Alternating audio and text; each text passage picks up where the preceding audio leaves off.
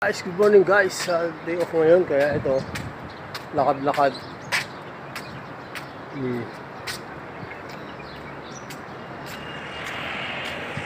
Napanood kasi ako dun sa FB. Hindi sila marunong umakting pero ang daming viewers, million. Pero may mapupulot kang aral . Yung aral dun, kailangan hindi ka masilaw sa pera. Pero marami naman na content na gano'n. Nag-comment nga ako na hindi sila marunong mag-acting. Tapos ang dami tuloy na nag-follow sa mga comment ko. Tapos isa yung may-ari ng page nag-comment. Umagri naman siya na collab daw kami. Kung kumikita lang ako dito sa YouTube ko,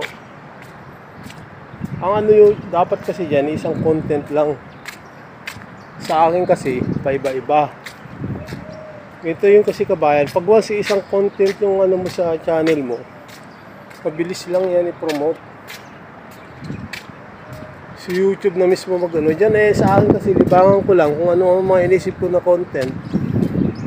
Alam ko yan kasi sumali ako dati sa group ng mga ganyan, ng vlogger, YouTuber. Pero pag wala ka ibang gagawin, paano yung una mong ni-upload na video, ganun-ganun lahat yun. Ako, pag gumikita talaga yung ano ko, ba't pa ako magtataga dito? Wala pa ako kasi maisip na content na maganda . Sayang subscriber. Sorry kabayan sa nag-comment ako, pero tignan mo naman yung emoji ko, reaction ko, natawa lang. Kumbaga, alam mo, FW minsan boring kung ano, pero yun lang yun. Pero in fairness, dami yung views. Pero ano kasi yan, dapat marami kayong group. Yung mga group yan, yung mga admin sila. Tapos may mga share. Pero ako kasi mas gusto ko pa yung legit talaga, yung si YouTube talaga mag-ano. Kumbaga para kung ano mga ano mo, i-upload mo, marami pa rin manonood. Taga legit na followers. Kumusta mga nag-apply? Mga nag-apply dati, yung mga natanggap, kailan kayo babalik rito?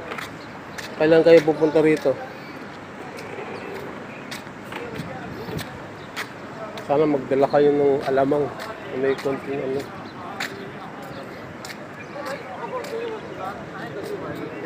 Kasi wala mahal dito yun.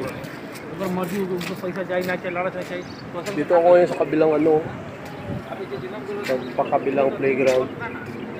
Sige mga kabayan, ganyan na lang. Ingat tayo palagi. Advance Merry Christmas. Bye!